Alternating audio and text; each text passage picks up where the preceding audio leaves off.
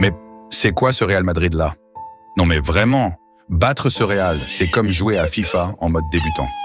Le Real Madrid vient de se faire taper par Valence au Bernabéu en toute détente. Score final, 2-1. But encaissé dans les arrêts de jeu.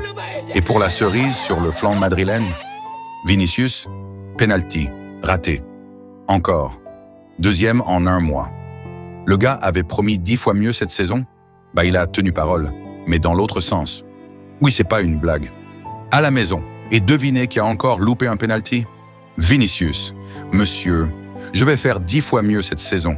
Bah il a fait 10 fois pire en un mois. Alors on va mettre les choses au clair. Le Real Madrid d'aujourd'hui, c'est un groupe fatigué, déboussolé, délabré, sans idée, sans plan, sans âme. Même une équipe de vétérans de Port-de-Paix les ferait trembler. Il y a des joueurs, tu sais même pas s'ils jouent au foot ou s'ils cherchent du réseau sur le terrain. Valence n'a pas volé cette victoire. Et le pire, c'est que ça aurait pu être 3 ou 4-0 s'ils avaient été plus cliniques. On en parle de Vinicius Junior. L'année dernière, il nous a promis la lune. Je vais être plus décisif. Cette saison, c'est la mienne. Mais là, en un mois, il rate un penalty crucial qui a failli éliminer le Real en Ligue des Champions face à l'Atlético. Et maintenant, il rate encore, à la 13e minute, avec les 3 points en jeu, une prolongation offerte à l'Atlético, et maintenant, une défaite offerte à Valence. Bravo maestro, quelle générosité.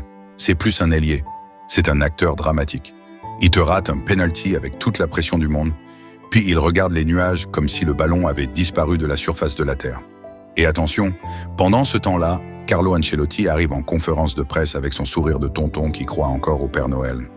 Toujours aussi serein nous sort. C'est plus compliqué, mais c'est toujours possible. Ah ouais, coach. Moi aussi je peux gagner au loto. C'est juste compliqué, hein? Frérot, faut redescendre. Le Barça peut passer à +6. Tu vas croire à quoi? À un miracle avec Joselu et Nacho en 2025? Si on veut être honnête, cette équipe du Real-là, on doit les détruire. 4-0 minimum. Si on respecte la grandeur du Barça, on doit les corriger propres. Tu me parles d'équipe galactique? Moi, je vois une équipe qui galère à faire 3 passes sans se perdre. Même l'IA de PES 2009 joue mieux que ce Real aujourd'hui. Et attendez, il a aussi dit « Les adversaires n'ont pas besoin de travailler dur pour marquer contre nous. » Bah coach, t'aurais dû t'arrêter là, t'as résumé tout ton problème en une phrase. Ce Real, c'est plus la Casablanca, c'est la Casa Trouée. Même moi, avec mon équipe de FIFA 18, je peux planter un but à l'Unine. Bref les amis, encore un match où le Real fait pitié. Vinicius doit se remettre en question. Ancelotti doit trouver une vraie recette. Et nous, les culés, on doit se régaler. Parce que si le Barça gagne contre le Betis, on passe à +6. 6. Et là, la Liga, elle commence à sentir bon. Bref, si le Barça fait le taf contre le Betis, la Liga, elle va sentir fort le rouge et bleu. À la quoi? À la Valence aujourd'hui. Ce soir, c'est match capital pour le Barça. À 21h, les Blaugrana reçoivent le Betis pour la 30e journée de Liga. Et il y a 0 place pour l'erreur, frère. Le Real s'est déjà mangé une claque par Valence au Bernabéu. Donc là, on a une vraie occasion de leur mettre la pression jusqu'à ce qu'ils voient dans Lewandowski dans leur cauchemar. Barcelone est des leaders de la Liga avec 66 points. Et franchement, ces dernières semaines, l'équipe a retrouvé du jeu, de la cohérence, de la confiance. Lamine Yamal joue comme s'il avait 28 ans. Et 2 ballons d'or, Koundé commence à ressembler à un vrai joueur de foot. Et Flick commence à tirer le meilleur de son groupe. Mais voilà, tout n'est pas parfait. Et ce soir, on devra faire sans Inigo Martinez. Oui, encore une fois, une tuile défensive.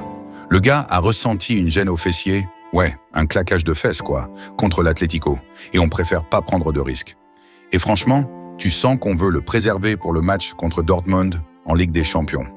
Parce que là, c'est pas le Betis qu'on affronte. C'est une équipe qui court pendant 90 minutes comme si c'était les Hunger Games. Inigo, on te laisse reposer tes fesses, mais reviens fort mercredi, hein? En attendant, ce soir, c'est du sérieux. Le Barça doit gagner. Pas juste pour les 3 points, mais pour continuer à croire à ce doublé Liga-LDC qu'on rêve tous de revivre. Parce que ce Real Madrid-là, il est prenable. Et si le Barça continue sur cette lancée, on peut les coiffer au poteau. Alors que ce soit avec Christensen en défense ou Koundé repositionné, il y a plus d'excuses. Il faut mettre la pression. Il faut envoyer un message.